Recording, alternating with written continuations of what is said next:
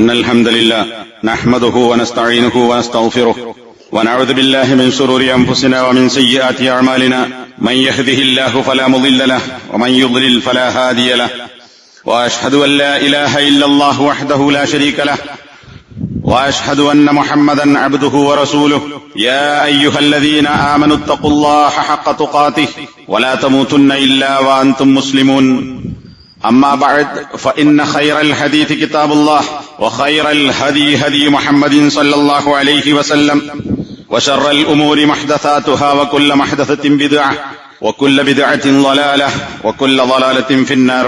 സഹോദരന്മാരെ, സത്യവിശ്വാസികൾ, വളരെ മുമ്പ് രണ്ട് ഖുത്ബകളിൽ വൻപാപം എന്ന് പറഞ്ഞാൽ എന്താണ്, അതുകൊണ്ടുണ്ടാകുന്ന ഭൗതികവും പാരത്രികവും മതപരവും അല്ലാത്തതുമായ, അതേപോലെ വ്യക്തിയിലും കുടുംബത്തിലും സമൂഹത്തിലുമെല്ലാം ഉണ്ടാക്കുന്ന നാശങ്ങൾ എന്താണ് എന്ന വിഷയവും, വൻപാപങ്ങളിൽ ഏറ്റവും പ്രധാനപ്പെട്ട പൊറുക്കപ്പെടാത്ത ശിർക്കും അതുമായി ബന്ധപ്പെട്ട കാര്യങ്ങളെ സംബന്ധിച്ചും രണ്ട് ഖുത്ബകളിലായി മനസ്സിലാക്കിയിട്ടുണ്ട്. അതിന്റെ തുടർച്ചയായ കാര്യങ്ങളാണ് ഇന്ന് പറയാൻ ഉദ്ദേശിക്കുന്നത്. ശിർക്ക് കഴിഞ്ഞാൽ ഏറ്റവും കടുത്ത തിന്മയായി ഖുർആൻ പ്രതിപാദിച്ചതിൽ നിന്നും നബി സല്ലല്ലാഹു അലൈഹി വസല്ലമ അതിനെ വിശദീകരിച്ചതിൽ നിന്നും മനസ്സിലാക്കാൻ സാധിക്കുന്നത് കൊലപാതകം എന്നതാണ്. ജീവൻ അപകടപ്പെടുത്തുക, ആളുകളെ കൊല്ലുക, അതിൽപ്പെട്ട ഒരു കാര്യം തന്നെയാണ് ആത്മഹത്യ ചെയ്യുക എന്ന് പറയുന്നത്. ജീവൻ എന്ന് പറയുന്നത് നമ്മൾ ആഗ്രഹിച്ചതുകൊണ്ട് കിട്ടിയതല്ല, നാം നേടിയെടുത്തതുമല്ല. അല്ലാഹു സുബ്ഹാനഹു വ തആല അവന്റെ മഹത്തായ ഫള് കൊണ്ട് നൽകിയിട്ടുള്ള ഒരു അനുഗ്രഹമാണ് ജീവൻ എന്ന് പറയുന്നത്. ആ ജീവനെ അപകടപ്പെടുത്തുക, ഇല്ലാതാക്കുക എന്ന് പറയുന്നത് അതുകൊണ്ട് തന്നെ വലിയ ഗുരുതരമായ തെറ്റായി ഇസ്ലാം കാണുന്നു. ഒരു വ്യക്തിയെ ന്യായമായ കാരണങ്ങൾ കൊണ്ടല്ലാതെ വധിക്കരുത് എന്ന് ഖുർആൻ പലയിടങ്ങളിൽ സൂചിപ്പിച്ചിട്ടുണ്ട്. നബി സല്ലല്ലാഹു അലൈഹി വസല്ലമയുടെ ഹദീസ് എന്താണ് മറ്റൊരാളെ വധിക്കാൻ അനുവദിച്ചിട്ടുള്ള കാര്യം എന്നതും വ്യക്തമാക്കിയിട്ടുണ്ട്. നിരവധി ഹദീസുകളിൽ ഇക്കാര്യം നമുക്ക് കാണാം. ഇമാം ബുഖാരി, മുസ്ലിം റഹിമഹുമുള്ള രണ്ടുപേരും റിപ്പോർട്ട് ചെയ്തിട്ടുള്ള മുത്തഫഖുൻ അലൈഹിയായ ഒരു ഹദീസിൽ ലാ ഇലാഹ ഇല്ലല്ലാഹ് മുഹമ്മദുർ റസൂലുള്ളാഹ് എന്ന് പറഞ്ഞ ഒരു വ്യക്തിയെ മൂന്നിൽ ഏതെങ്കിലും ഒരു കാരണമില്ലാതെ കൊല്ലുന്നത് അനുവദനീയമല്ല എന്ന് നബി സല്ലല്ലാഹു അലൈഹി വസല്ലം പറഞ്ഞു. ഒരു മുസ്ലിമിനെ കൊല്ലൽ അനുവദനീയമാകുന്ന ആ കാര്യങ്ങൾ ഏതൊക്കെയാണ്? ഒന്ന്, അൻ നഫ്സു ബിൻ നഫ്സ്. ഒരാൾ മറ്റൊരാളെ കൊന്നാൽ അതിന് പ്രതികാരമായി, പ്രതിക്രിയയായി കൊന്ന ആളെ വധിക്കാവുന്നതാണ്. ആ വധിക്കാനുള്ള അധികാരം കൊല്ലപ്പെട്ടവന്റെ വ്യക്തിക്കല്ല, കുടുംബത്തിനല്ല, മറിച്ച് അത് ഭരണകൂടത്തിനാണ്. അപ്പൊ കൊന്നവനെ കൊല്ലുക. രണ്ടാമത്തേത്, വിവാഹിതനായതോടൊപ്പം തന്നെ വ്യഭിചാരിയുമാവുക. അവനെ എറിഞ്ഞുകൊന്ന സംഭവങ്ങൾ ഹദീസുകളിൽ നമുക്ക് കാണാം. മൂന്നാമത്തേത്, അൽ മാരിഖു മിനദ്ദീനി അത്താരിഖു ലിൽ ജമാഅ. മുസ്ലിം ജമാഅത്തിനെ വിട്ടുകൊണ്ട് മതത്തിൽ നിന്ന് തുളച്ചു കടന്ന് പുറത്തു പോകുന്നവൻ എന്ന് പറഞ്ഞാൽ മുസ്ലിമാവുകയും മുസ്ലിമായതിനു ശേഷം ഇസ്ലാമിൽ നിന്ന് പുറത്തു പോവുകയും ചെയ്യുന്ന, മതം ഉപേക്ഷിച്ചു പോകുന്ന വ്യക്തി. ഈ പറഞ്ഞ ആളുകളെ ഒക്കെ കൊല്ലാനുള്ള അധികാരം ഭരണകൂടത്തിനാണ്. വ്യക്തികൾക്ക് ഈ നിയമം കയ്യിലെടുക്കാൻ പറ്റുകയില്ല.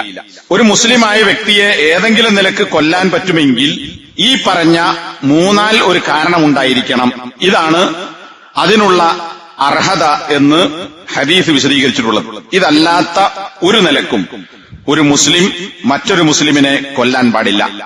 അത് വളരെ ഗൗരവപ്പെട്ട ശിക്ഷയുള്ള കാര്യമാണ് എന്ന് ഖുർആൻ എടുത്തു പറഞ്ഞിട്ടുണ്ട്. അബദ്ധത്തിൽ കൊല സംഭവിക്കാം, മനഃപൂർവ്വവും കൊല നടത്താം. ഒരാള് ഒരു മൃഗത്തെ വേട്ടയാടാൻ വേണ്ടി വെടിവെച്ചു, അമ്പെയ്തു, അത് ഒരു മനുഷ്യന് കൊണ്ടു, അയാൾ മരണപ്പെടുന്നു. ഇത് അബദ്ധവശാൽ സംഭവിക്കുന്നതാണ്. വാഹനം ഓടിക്കുന്നതിനിടയിൽ വാഹനം തട്ടി ഒരാൾ മരണപ്പെടുന്നു, അല്ലെങ്കിൽ വേറൊരു വാഹനത്തിനിടിച്ച് അതിൽ മരണം സംഭവിക്കുന്നു, ചിലപ്പോ ഓടിച്ച ആൾക്ക് മരണം സംഭവിക്കുന്നു. ഇത് മനഃപൂർവ്വമുള്ള കൊലപാതകമല്ല, അബദ്ധവശാൽ സംഭവിക്കുന്നതാണ്. ഇങ്ങനെ അബദ്ധത്തിൽ മനഃപൂർവ്വമല്ലാതെ വേറെ ഒരാളുടെ ജീവൻ നമ്മുടെ കയ്യാലെ നഷ്ടപ്പെട്ടാൽ പോലും അതിനെ ഇസ്ലാം എത്ര ഗൗരവത്തിലാണ് കാണുന്നത് എന്ന് മനസ്സിലാക്കുമ്പോൾ മനഃപൂർവ്വം നടത്തുന്ന കൊലയുടെ ഗൗരവം എത്രയായിരിക്കും എന്ന് നമ്മൾക്ക് മനസ്സിലാക്കാൻ സാധിക്കും. സൂറത്തുൻ നിസായിലെ 92, 93 വചനങ്ങളിൽ ഈ രണ്ട് കാര്യങ്ങളെക്കുറിച്ചും ഖുർആൻ പറഞ്ഞിട്ടുണ്ട്. അബദ്ധവശാൽ സംഭവിക്കുന്ന ഒരു കൊലപാതകം അങ്ങനെ ആയാൽ പോലും കയ്യബദ്ധമായോ ഉദ്ദേശപൂർവമല്ലാതെയോ യാദൃച്ഛികമായോ നമ്മുടെ പ്രവർത്തനത്താൽ മറ്റൊരുത്തന്റെ ജീവൻ പോയാൽ അതിനുള്ള നഷ്ടപരിഹാരം എന്ന് പറയുന്നത് വിശ്വാസിയായ ഒരു അടിമയെ മോചിപ്പിക്കണം. ആരുടെ കയ്യാലാണോ മരണം സംഭവിച്ചത്, ഇവിടെ നമ്മൾ പ്രത്യേകം മനസ്സിലാക്കണം, മനഃപൂർവ്വമുള്ള കൊലയല്ല. എന്നാൽ പോലും ഒരു മുസ്ലിം തന്റെ കയ്യാലെ അബദ്ധവശാൽ കൊല്ലപ്പെട്ടതിന് പരിഹാരമായി ഒരു മുസ്ലിമായ സത്യവിശ്വാസിയായ അടിമയെ മോചിപ്പിക്കുക. കൊല്ലപ്പെട്ട വ്യക്തിയുടെ കുടുംബത്തിന് മാന്യമായ എന്ത് മൂല്യമാണോ ആ കാലഘട്ടത്തിൽ ഒരു മനുഷ്യന് കൽപ്പിക്കപ്പെടുക, ആ വില, നഷ്ടപരിഹാരം, ആ രക്തത്തിന്റെ മൂല്യം ഈ കുടുംബത്തിന് കൊടുക്കണം. അയാൾ വേണ്ടെന്ന് പറഞ്ഞാൽ ഒഴിവാക്കാം. അയാളല്ല, കൊല്ലപ്പെട്ടവന്റെ കുടുംബം ഉത്തരവാദപ്പെട്ടവരാരാണോ അവർ ഞങ്ങൾക്ക് നഷ്ടപരിഹാരം വേണ്ട എന്ന് പറഞ്ഞാൽ ഒഴിവാക്കാം. ആ നഷ്ടപരിഹാരവും വേണ്ടെന്ന് പറയാൻ ഭരണകൂടത്തിനോ കോടതിക്കോ രാഷ്ട്രപതിക്കോ ഇസ്ലാമിക നിയമപ്രകാരം അധികാരമില്ല. അത് കൊല്ലപ്പെട്ടവന്റെ ബന്ധുക്കളാണ് പറയേണ്ടത്. മുസ്ലിങ്ങളുമായി കരാറുള്ള മുസ്ലിങ്ങളുടേതല്ലാത്ത ഒരു രാജ്യത്ത് താമസിക്കുന്ന ഒരു മുസ്ലിമായ ആള് കൊല്ലപ്പെട്ടു എന്ന് വിചാരിക്കുക, അബദ്ധവശാൽ. മുസ്ലിം രാജ്യത്തല്ല, പക്ഷെ കൊല്ലപ്പെട്ടത് ഇസ്ലാമികേതര രാജ്യത്തുള്ള മുസ്ലിമായ ഒരു വ്യക്തിയാണ്. അതിനുള്ള നഷ്ടപരിഹാരവും ഇപ്പറഞ്ഞത് തന്നെയാണ്. അടിമയെ മോചിപ്പിക്കണം, ആ കൊല്ലപ്പെട്ടവന്റെ കുടുംബത്തിന് നഷ്ടപരിഹാരം കൊടുക്കണം. നഷ്ടപരിഹാരം കൊടുക്കാൻ സാധിക്കുന്നില്ലെങ്കിൽ 2 മാസം തുടർച്ചയായി ആരുടെ കയ്യാലാണോ മരണം സംഭവിച്ചത് അയാൾ നോമ്പ് നിൽക്കണം. ഇനി മുസ്ലിങ്ങളുമായി ശത്രുതയിലുള്ള ഒരു രാജ്യത്തെ വ്യക്തിയാണ് കൊല്ലപ്പെടുന്നത് എങ്കിൽ അപ്പോഴും അടിമയെ മോചിപ്പിക്കണം, നഷ്ടപരിഹാരം നൽകേണ്ടതില്ല. അതെന്തുകൊണ്ടാ? ആ നഷ്ടപരിഹാരം കൊടുത്താൽ ഈ നഷ്ടപരിഹാരം ആർക്കാണ് ലഭിക്കുന്നത്? ശത്രു രാജ്യത്തെ ആളുകൾക്കാണ് കിട്ടുന്നത്. അപ്പൊ ശത്രുവിന്റെ കയ്യിൽ നമ്മൾ പണം കൊടുക്കുന്നു, അത് നമുക്കെതിരെ തന്നെ അവർ ഉപയോഗിക്കാം. അതുകൊണ്ട് അവിടെ നഷ്ടപരിഹാരം വേണ്ടതില്ല. അതല്ലാത്ത 2 സന്ദർഭത്തിലും നഷ്ടപരിഹാരം നൽകണം, അടിമയെ മോചിപ്പിക്കണം എന്ന് വിശുദ്ധ ഖുർആൻ 92-ാമത്തെ ആയത്തിൽ പറഞ്ഞു. ഞാനിതൊന്നും വിശദീകരിക്കുന്നില്ല, ഒരു ഖുത്ബയിൽ ഇതൊക്കെ വിശദീകരിക്കുന്നുള്ളത് സാധ്യമല്ല. അപ്പൊ അബദ്ധത്തിൽ കൊല സംഭവിച്ചാൽ പോലും അതിനെ എത്ര ഗൗരവമായിട്ടാണ് ഇസ്ലാം കണ്ടിട്ടുള്ളത് എന്ന് നമുക്ക് മനസ്സിലാക്കാൻ സാധിക്കും. ഇനി മനഃപൂർവ്വം ഒരുത്തൻ മറ്റൊരാളെ കൊന്നാലോ? 93-ാമത്തെ ആയത്തിൽ അതാണ് പറയുന്നത്. വമൻ യഖ്തുൽ മുഅ്മിനൻ മുതഅമ്മിദൻ, മനഃപൂർവ്വം ഒരാൾ മറ്റൊരുത്തനെ കൊന്നാൽ അവനുള്ള ശിക്ഷ എന്ന് പറയുന്നത് ശാശ്വതമായി അവൻ നരകത്തിൽ താമസിക്കുക എന്നതാണ്. ഖാലിദൻ ഫീഹാ, നരകത്തിൽ പോകും എന്ന് മാത്രമല്ല എക്കാലവും അവൻ നരകത്തിലായിരിക്കും. ആര്? കൊലയാളി. ഇവിടെ നമ്മൾ കഴിഞ്ഞ ഖുത്ബയിൽ മനസ്സിലാക്കിയ ഒരു കാര്യമുണ്ട്. അതെന്താ? തൗഹീദുള്ളവൻ അവൻ ശിർക്കില്ലാതെ മരണപ്പെട്ടാൽ മറ്റെന്ത് തിന്മകൾ ചെയ്തിട്ടുണ്ടെങ്കിലും ഒന്നുകിൽ അള്ളാഹു ചോദിക്കാതെ തന്നെ പുറത്തു കൊടുത്തുകൊണ്ടോ അല്ലെങ്കിൽ അവന്റെ പശ്ചാത്താപം അള്ളാഹു സ്വീകരിച്ചുകൊണ്ടോ അവനെ അള്ളാഹു ഒന്നുകിൽ നരകത്തിൽ തീരെ പ്രവേശിപ്പിക്കാതെ സ്വർഗത്തിലാക്കാം, അല്ലെങ്കിൽ പാപം അവന്റെ ഈ തിന്മക്കുള്ള ശിക്ഷകൾ നൽകിയതിനു ശേഷം നരകത്തിൽ നിന്ന് രക്ഷപ്പെടുത്താം. അപ്പൊ ലാ ഇലാഹ ഇല്ലല്ലാഹ് ഉണ്ടോ അവൻ ഒരിക്കലും നരകത്തിൽ ശാശ്വതനാവുകയില്ല. പക്ഷേ ഇവിടെ ഖുർആൻ ഉപയോഗിച്ച വാക്കെന്താ? ഖാലിദൻ ഫീഹ. തൗഹീദുണ്ട്, ശിർക്കില്ല. അങ്ങനെയുള്ള ഒരുത്തൻ മറ്റൊരു മുസ്ലിമിനെ മനഃപൂർവ്വം കൊന്നാൽ കൊന്നവൻ ശാശ്വതമായി നരകത്തിലാകുന്നു എന്നാണ് ഈ ആയത്ത് പറയുന്നത്. അപ്പൊ ഈ ആയത്തിൽ നിന്ന് മനസ്സിലാകുന്ന എന്താ? അയാൾ ഒരിക്കലും നരകത്തിൽ രക്ഷപ്പെടുകയില്ല. എന്നാൽ പണ്ഡിതന്മാർ വിശദീകരിച്ചു, അവൻ പശ്ചാത്തപിച്ചു, അള്ളാഹു പശ്ചാത്താപം സ്വീകരിച്ചേക്കാം. സ്വീകരിക്കുകയാണെങ്കിൽ അത് അള്ളാഹുവിന്റെ തീരുമാനമനുസരിച്ച് രക്ഷപ്പെട്ടേക്കാം, ഉറപ്പു പറയില്ല. അതുപോലെ തന്നെയാണ് ഒരുത്തൻ ആത്മഹത്യ നടത്തിയതിനെ കുറിച്ചും ഹദീസുകളിൽ പറഞ്ഞിട്ടുള്ള കാര്യങ്ങൾ വിശദീകരിച്ചുകൊണ്ട് പണ്ഡിതന്മാർ പറഞ്ഞിട്ടുണ്ട്. രണ്ടാമത്തേത് വഗളിബല്ലാഹു അലൈഹി, മനഃപൂർവ്വം കൊല നടത്തിയ കൊലയാളിയോട് അള്ളാഹു കോപിച്ചിരിക്കുന്നു. നമ്മൾ എല്ലാ നിസ്കാരത്തിലും ഫാത്തിഹയിൽ ഗൈരിൽ മഗ്ദൂബി അലൈഹിം, അവിടെ നമ്മൾ ഗൈരിൽ മഗ്ദൂബി അലൈഹിം എന്ന് പറഞ്ഞാൽ ആരാണ്? അള്ളാഹുവിന്റെ കോപത്തിന് വിധേയരായ ആളുകളെ കുറിച്ച് നമ്മൾ പറയുന്നു. വലദ്ദാലീൻ, ജൂത ക്രിസ്ത്യാനികൾ. എന്നാൽ അവരെ മാത്രമല്ല അള്ളാഹു കോപിച്ചത്, ഖുർആനിൽ തന്നെ വേറെ പല സന്ദർഭങ്ങളിലും അള്ളാഹുവിന്റെ കോപത്തിന് വിധേയരായ ആളുകളെ കുറിച്ച് പറഞ്ഞിട്ടുണ്ട്. അതിൽപ്പെട്ട ഒന്നാണ് ഒരു മുസ്ലിം മറ്റൊരു മുസ്ലിമിനെ കൊല്ലുക, മനഃപൂർവ്വം കൊല്ലുക. അവന്റെ മേൽ അള്ളാഹുവിന്റെ കോപമുണ്ട്. വലഅനഹു, അള്ളാഹു അവനെ ശപിച്ചിരിക്കുന്നു. അള്ളാഹുവിന്റെ ലഅനത്ത് എന്ന് പറഞ്ഞാൽ അതിന് ഹദീസുകളുടെ അടിസ്ഥാനത്തിൽ പണ്ഡിതന്മാർ വിശദീകരിച്ചത് അള്ളാഹുവിന്റെ കാരുണ്യം എന്ന് പറയുന്ന സ്വർഗത്തിൽ നിന്ന് അള്ളാഹു അവനെ അകറ്റുക എന്നതാണ്. അപ്പൊ അള്ളാഹുവിന്റെ കോപം വന്നു, അള്ളാഹുവിന്റെ റഹ്മത്താകുന്ന സ്വർഗത്തിൽ നിന്ന് അകറ്റി എന്ന് പറഞ്ഞാൽ നേരത്തെ പറഞ്ഞ ഖാലിദൻ ഫീഹ, അവൻ നരകത്തിൽ പോകും. അപ്പൊ ഒരു സ്വർഗം എന്ന കാരുണ്യം അവന് കിട്ടുകയില്ല. വഅഅദ്ദ ലഹു അദാബൻ അളീമ, നാലാമത്തേത് അവന് ശാശ്വതമായ നരകമുണ്ട്, അള്ളാഹുവിന്റെ ഗളബുണ്ട്, അള്ളാഹുവിന്റെ ലഅനത്തുണ്ട്. നാലാമത്തേത് വേദനയേറിയ ശിക്ഷ അവന് വേണ്ടി അള്ളാഹു തയ്യാർ ചെയ്തിട്ടുണ്ട്. നോക്കൂ, ഒറ്റ ആയത്തിൽ 4 കഠിനമായ താക്കീതുകളാണ് അള്ളാഹു സുബ്ഹാനഹു വ തആല മനഃപൂർവ്വം കൊല നടത്തിയ ആളുകളെ സംബന്ധിച്ച് പറഞ്ഞിട്ടുള്ളത്. ഇത് വിശദീകരിക്കാതെ തന്നെ നമുക്ക് ഇതിന്റെ ഗൗരവം മനസ്സിലാക്കുവാൻ സാധിക്കും. ഇവിടെ ഒരു കാര്യം ഒന്നുകൂടി ഉണർത്തുകയാണ്, ഇവന് പശ്ചാത്താപമുണ്ടോ, അവന്റെ പാപം അള്ളാഹു പുറത്തു കൊടുക്കുമോ, നരകത്തിൽ നിന്ന് രക്ഷപ്പെടുമോ എന്നുള്ളത് പണ്ഡിതന്മാർ അള്ളാഹുവിന്റെ തീരുമാനമനുസരിച്ച് ലഭിച്ചേക്കാം. അങ്ങനെ പറയാൻ കാരണം എന്താ? ശിർക്കല്ലാത്തതൊക്കെ അള്ളാഹു പൊറുക്കുമെന്ന് പറഞ്ഞിട്ടുണ്ട്. അപ്പൊ അതിൽ കൊലപാതകവും പെടും. അപ്പൊ ഇവിടെ ഖാലിദൻ എന്ന് പറഞ്ഞാൽ അള്ളാഹുവിന്റെ തീരുമാനമുണ്ടെങ്കിൽ പുറത്തു കിട്ടിയേക്കാം, അല്ലെങ്കിൽ അവൻ നരകത്തിൽ ശാശ്വതനാണ് എന്ന വിശദീകരണം ഇതിനോടൊപ്പം നമ്മൾ ചേർത്ത് മനസ്സിലാക്കേണ്ടതുണ്ട്. നബി സല്ലല്ലാഹു അലൈഹി വസല്ലം പറഞ്ഞ തൊബറാനി ഉദ്ധരിച്ചിട്ടുള്ള ഷെയ്ഖ് അൽബാനി അസ്സഹീഹയിൽ രേഖപ്പെടുത്തിയ സഹീഹാണെന്ന് പറഞ്ഞിട്ടുള്ള ഒരു ഹദീസ്, ഇബ്നു അബ്ബാസ് റളിയല്ലാഹു അൻഹുവിന്റെ അടുക്കൽ ഒരാൾ വന്നുകൊണ്ട് ചോദിച്ചു, അല്ല, കൊലയാളിക്ക് പശ്ചാത്താപമുണ്ടോ, തൗബയുണ്ടോ? അദ്ദേഹം ചോദിച്ചു, എങ്ങനെയാണ് തൗബയുണ്ടാവുക? നബി സല്ലല്ലാഹു അലൈഹി വസല്ലമ ഇങ്ങനെ പറയുന്നത് ഞാൻ കേട്ടിട്ടുണ്ട്. എന്താണത്? ഒരാൾ കൊല്ലപ്പെട്ടു. ആ കൊല്ലപ്പെട്ട വ്യക്തി അയാളുടെ ഒരു കൈയിൽ തല തൂക്കിപ്പിടിച്ചുകൊണ്ട്, തന്റെ മുറിച്ചു മാറ്റപ്പെട്ട തല കയ്യിൽ പിടിച്ചുകൊണ്ട് കൊലയാളിയുടെ കഴുത്തിന് പിടിച്ച്, ഒരു കൈകൊണ്ട് കൊലയാളിയുടെ കഴുത്തിനും മറ്റേ കൈകൊണ്ട് തന്റെ സ്വന്തം തല കയ്യിൽ പിടിച്ചും കൊണ്ട് പരലോകത്ത് വരും. ഈ കൊല്ലപ്പെട്ടവന്റെ കഴുത്ത് മുറിഞ്ഞ ഈ രക്തധമനികളിൽ നിന്ന്, ഔദാജുകളിൽ നിന്ന് രക്തം ഇങ്ങനെ ഒലിച്ചുകൊണ്ടിരിക്കുന്നുണ്ടാകും. ഈ കൊലയാളിയുടെ പെരടിക്ക് പിടിച്ച് ഈ തലയുമായി അള്ളാഹുവിന്റെ അർശിന്റെ അടുത്ത് ഈ കൊല്ലപ്പെട്ട മനുഷ്യൻ ചെല്ലും, കൊല്ലപ്പെട്ട മുസ്ലിം. എന്നിട്ട് അള്ളാഹുവിനോട് അവൻ പറയും, റബ്ബേ, ഇവനാകുന്നു എന്നെ കൊന്നത്. അപ്പോൾ അള്ളാഹു സുബ്ഹാനഹു വ തആല ഈ കൊലയാളിയോട് പറയും, തഈസ്ത, നീ നശിച്ചിരിക്കുന്നു. അങ്ങനെ അവനെ നരകത്തിലേക്ക് കൊണ്ടുപോകപ്പെടും എന്നാണ് ഈ ഹദീസിലുള്ളത്. അപ്പൊ നോക്കൂ, ആ രംഗം ഒന്ന് ആലോചിച്ച് നോക്കൂ. മുസ്ലിം സമൂഹത്തിൽ, മുസ്ലിം കുടുംബങ്ങളിൽ വ്യക്തിപരമായ കാരണങ്ങൾ കൊണ്ടോ, കുടുംബപരമായ വിദ്വേഷത്തിന്റെ പേരിലോ, പാർട്ടിപരമായ ശത്രുതയുടെ പേരിലോ, രാഷ്ട്രീയമായ കാരണത്താലോ, അല്ലെങ്കിൽ നാട്ടിലുണ്ടാകുന്ന കലാപങ്ങളുടെ പേരിലോ, അല്ലെങ്കിൽ സ്വന്തം കുടുംബത്തിലുണ്ടാകുന്ന സ്വത്ത് തർക്കത്തിന്റെ പേരിലോ ഒക്കെ അടിപിടിയും കൊലപാതകങ്ങളും നടക്കാറുണ്ട്. സഹോദരൻ സഹോദരനെ കൊന്ന കേസുകൾ സ്വത്തിന്റെ കാര്യത്തിൽ നമുക്ക് കാണാം. ബാപ്പയെ കൊന്ന മക്കളെ കാണാം സ്വത്തിന്റെ പേരിൽ, ഉമ്മയെ കൊന്ന മക്കളെ കാണാം സ്വത്തിന്റെ പേരിൽ. അതുപോലെ തന്നെ സഹോദരിമാരെ അടിക്കുകയും രക്തമൊഴുക്കുകയും ചെയ്ത സംഭവങ്ങളൊക്കെ പലപ്പോഴായി നമ്മൾ കേൾക്കാറുണ്ട്.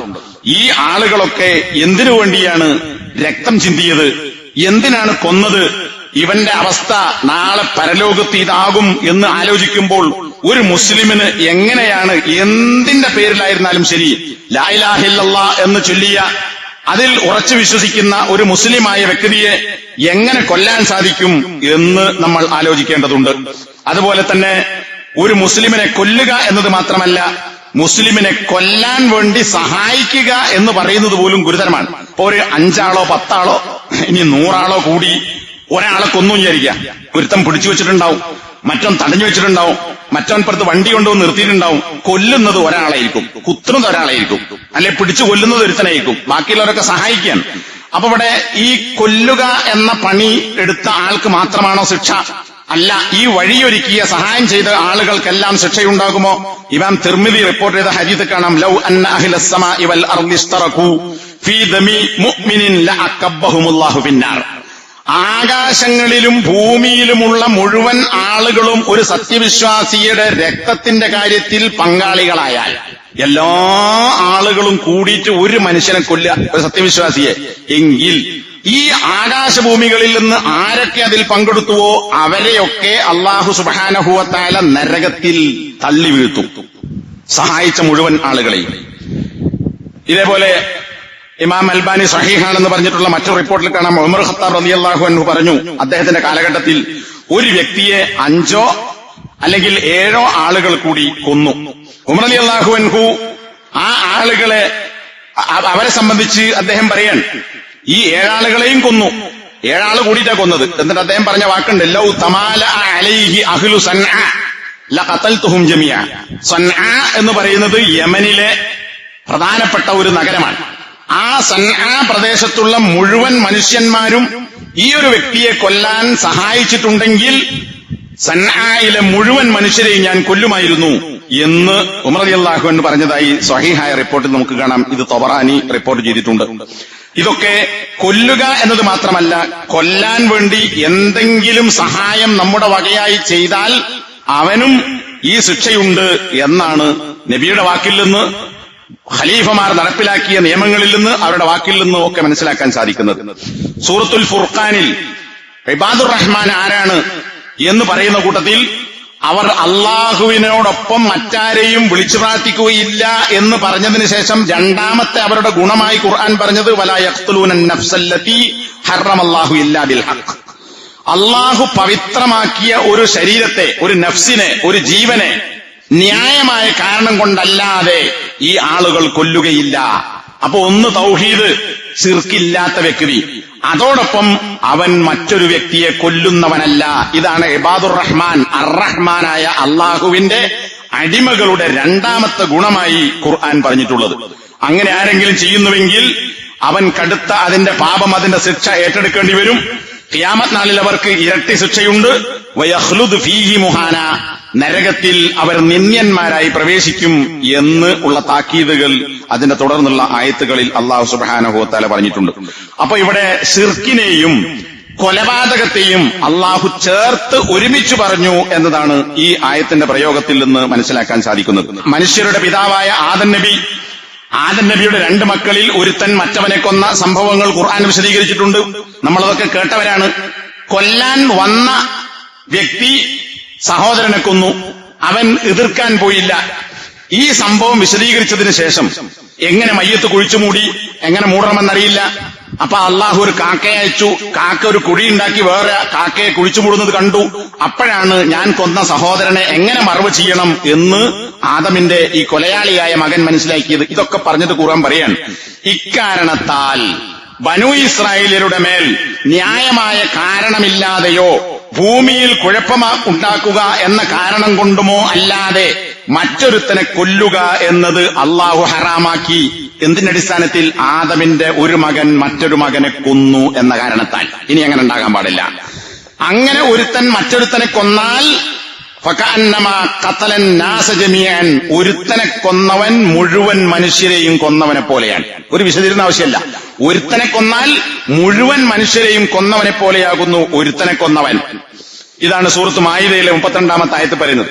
പരലോകത്തെക്കുറിച്ച് പറയുന്ന ആയത്തുകളിൽ നമുക്ക് കാണാം, സൂറത്ത് തക്വീറിൽ ഖിയാമത്ത് നാളിൽ എന്ത് നടക്കുന്നു, മഹ്ശറിൽ എന്തുണ്ടാകുന്നു. അങ്ങനെ മഹ്ശറിൽ ഒരുമിച്ച് കൂട്ടപ്പെടുന്നു.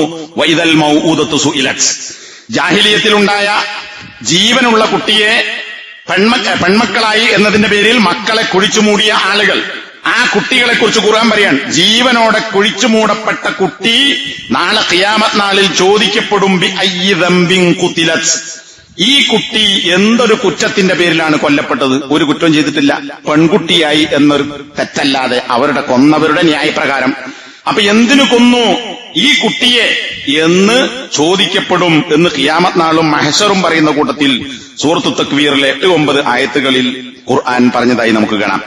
മൂബിഖാത്ത്, വൻപാപങ്ങളെക്കുറിച്ച് മൂബിഖാത്ത്, നശിപ്പിക്കുന്ന കാര്യങ്ങൾ എന്ന് ഖുർആൻ പറഞ്ഞിട്ടുണ്ട്. അത് എണ്ണിയ കൂട്ടത്തിൽ, അതായത് വൻപാപങ്ങളിൽ തന്നെ ഏറ്റവും നാശകരമായ കാര്യങ്ങൾ, അതിനെക്കുറിച്ച് വിശദീകരിച്ച കൂട്ടത്തിൽ ശിർക്ക്, സിഹ്ർ, മൂന്നാമതായി നബി സല്ലല്ലാഹു അലൈഹി വസല്ലം ഖത്ലുൻ നഫ്സ്, മനുഷ്യനെ കൊല്ലുക എന്നത് പറഞ്ഞിട്ടുണ്ട്. ഇമാം ബുഖാരിയുടെ മറ്റൊരു റിപ്പോർട്ടിൽ അക്ബറുൽ കബായിർ, വൻപാപങ്ങളിൽ ഏറ്റവും ഗുരുതരമായത് ഏതാണ്?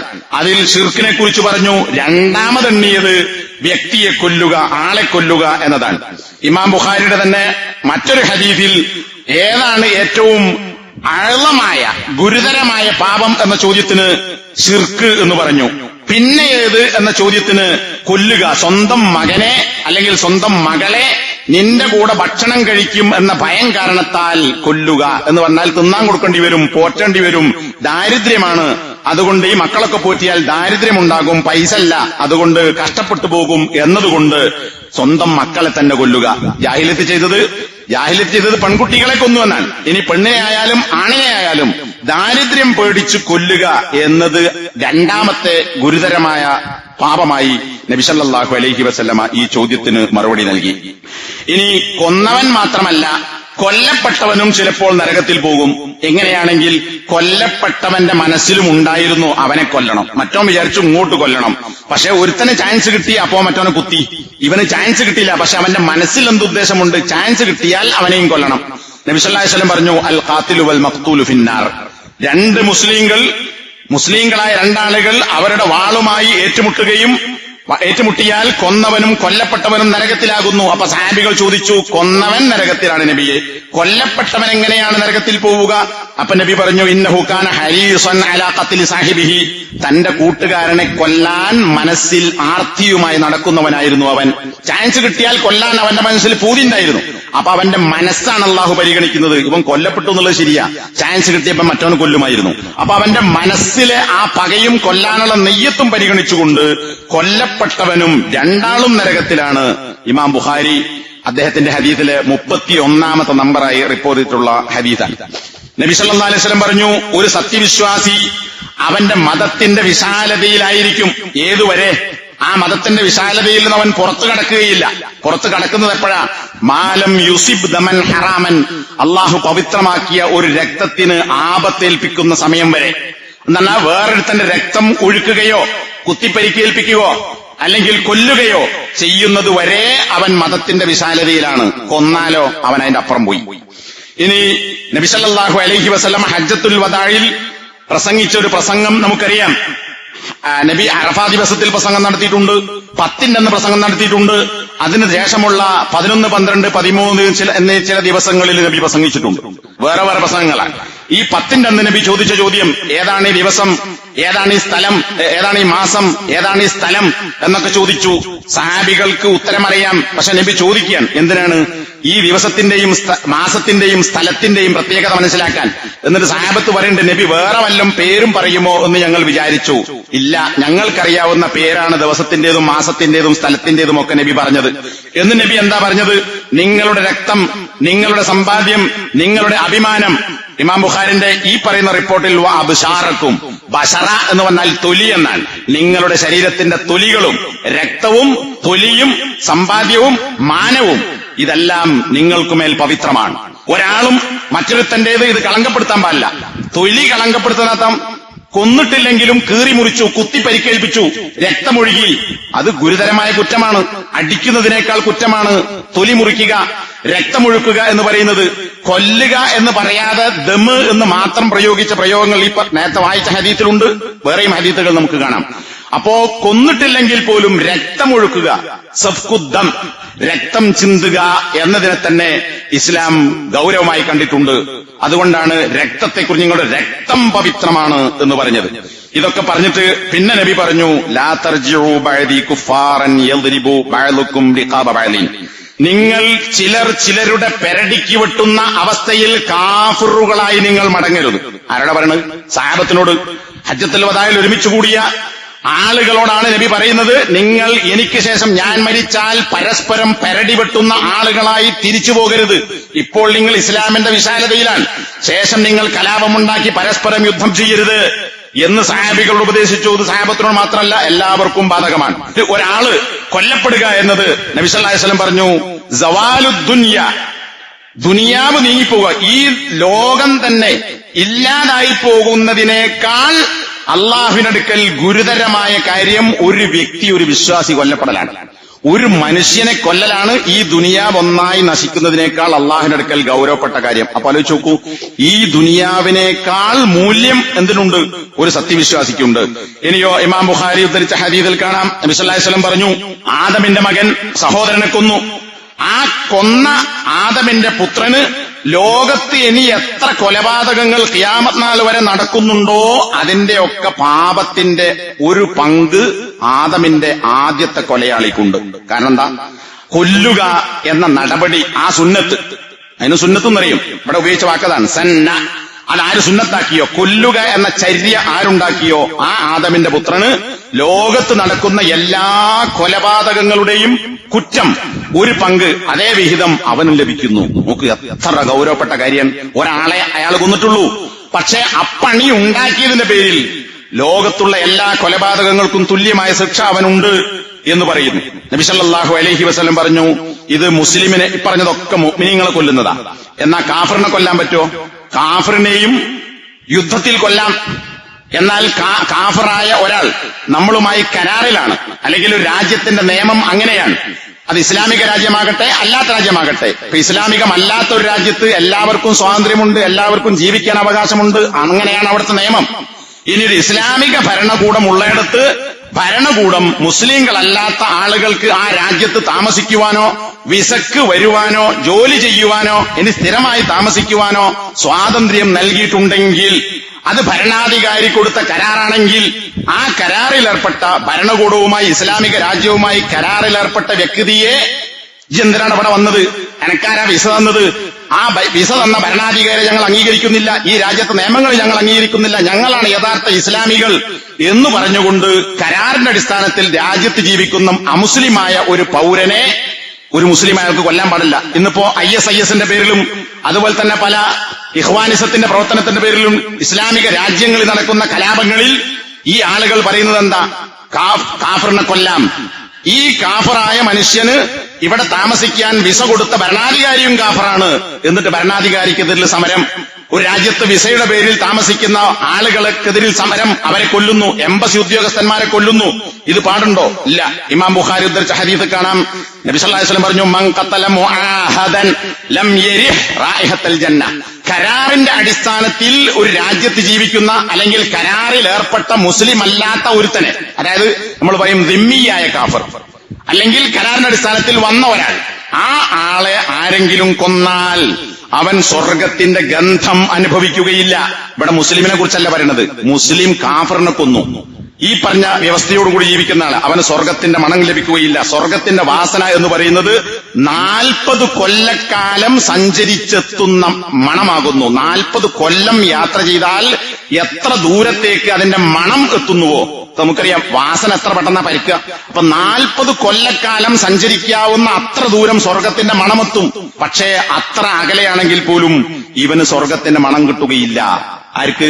ഈ പറഞ്ഞ കാഫിറിനെ കൊന്ന മുസ്ലിം. അപ്പൊ വളരെ ഗൗരവപ്പെട്ട കാര്യമാണ്.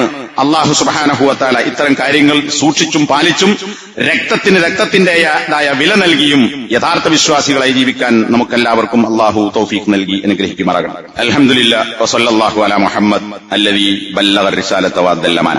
ഈ പറഞ്ഞതിൽ നിന്ന് നമ്മൾ മനസ്സിലാക്കേണ്ടത് നാം നേരത്തെ സൂചിപ്പിച്ച കാര്യം തന്നെയാണ്. മറ്റൊരുത്തന്റെ രക്തം ഒഴുക്കുക, അവനെ കൊല്ലുക എന്ന് പറയുന്നത് വളരെ ഗുരുതരമായ സംഗതിയാണ്. എന്നാൽ ഇന്ന് നാട്ടിൽ യാതൊരു വിലയും ഇല്ലാതായി മാറിയിരിക്കുന്നു. പട്ടിയെ കൊന്നാൽ ചോദിക്കാൻ ആളുണ്ട്, പന്നിയെ കൊന്നാൽ ചോദിക്കാൻ ആളുണ്ട്, മനുഷ്യനെ ഉപദ്രവിക്കുന്ന ഒരു വന്യമൃഗത്തെ കൊന്നാൽ ചോദ്യമുണ്ട്. എന്നാൽ മനുഷ്യനെ കൊന്നാൽ ചോദ്യമില്ലാത്ത, വിചാരണയില്ലാത്ത, ശിക്ഷിക്കപ്പെടാത്ത അവസ്ഥയിലേക്കാണ് ലോകം പോയിക്കൊണ്ടിരിക്കുന്നത്. ഇത് നബി സല്ലല്ലാഹു അലൈഹി വസല്ലമ നൂറ്റാണ്ടുകൾക്ക് മുമ്പ് പറഞ്ഞ സംഗതിയാണ്.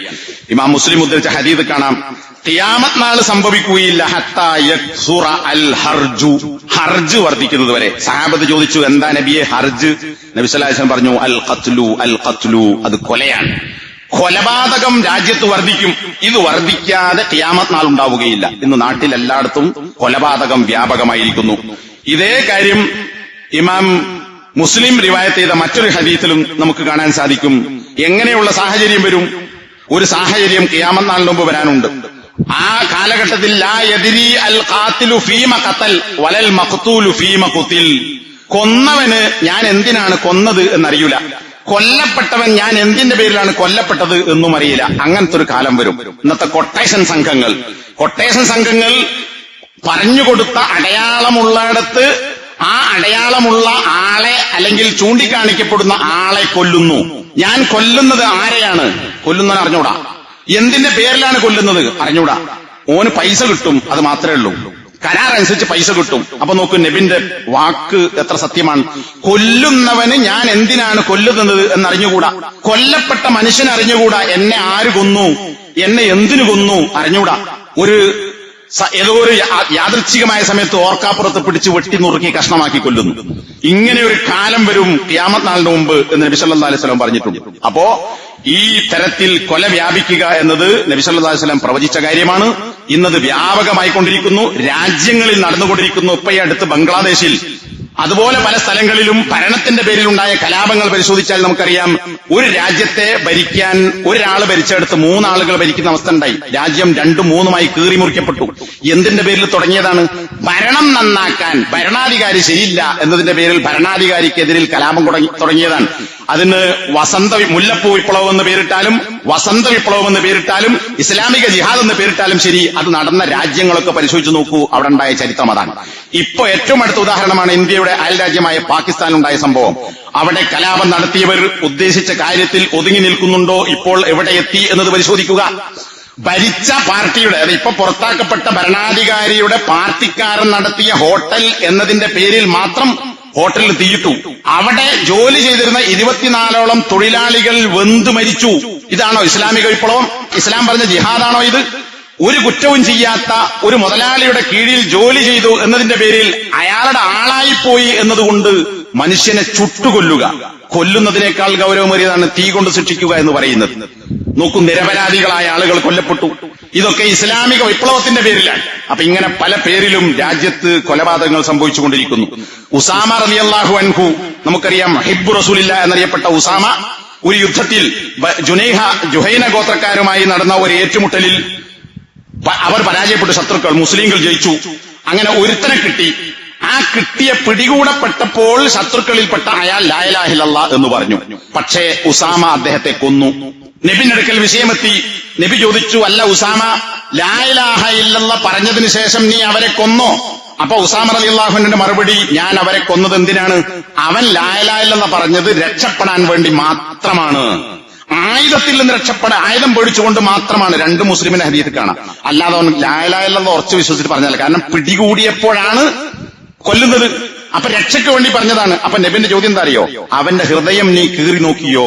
അവൻ ലാ ഇലാഹ ഇല്ലല്ലാഹ് പറഞ്ഞത് അങ്ങനെയാണോ അല്ല യഥാർത്ഥത്തിലാണോ എന്ന് നീ ഹൃദയം കീറി നോക്കിയിട്ടാണോ നീ പറയുന്നത്?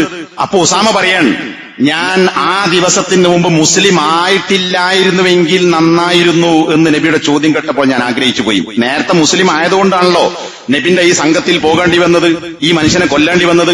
അപ്പൊ ഞാൻ അന്ന് മുസ്ലിം ആയാൽ മതിയായിരുന്നു. അത്രക്ക് ഗൗരവമായി നബി എന്നോട് ചോദിച്ചു. മറ്റൊരു ഹദീസ് കാണാം, നാളെ ഈ ലാ ഇലാഹ ഇല്ലല്ലാഹ് പറഞ്ഞവൻ പരലോകത്ത് അവൻ പറഞ്ഞ ലാ ഇലാഹ ഇല്ലല്ലാഹുമായി വന്നാൽ, ഉസാമെ, നിനക്ക് എന്ത് മറുപടിയാണ് അള്ളാഹുവിന്റെ കോടതിയിൽ പറയാനുണ്ടാവും?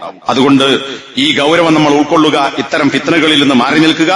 അള്ളാഹു സുബ്ഹാനഹു വ തആല മനുഷ്യന്റെ രക്തത്തിനും ജീവനും വില കൽപ്പിക്കുന്ന യഥാർത്ഥ ഇബാദുർ റഹ്മാന്റെ ആളുകളിൽ ഉൾപ്പെടുകയും വൻ പാപങ്ങളിൽ 2ാമത്തെ ശക്തമായ തിന്മയായി ഗണിക്കപ്പെടുന്ന ഈ തിന്മയിൽ നിന്ന് ഒഴിഞ്ഞു നിൽക്കുകയും ചെയ്യുന്ന യഥാർത്ഥ വിശ്വാസികളാകാൻ നമ്മൾ ശ്രമിക്കുക.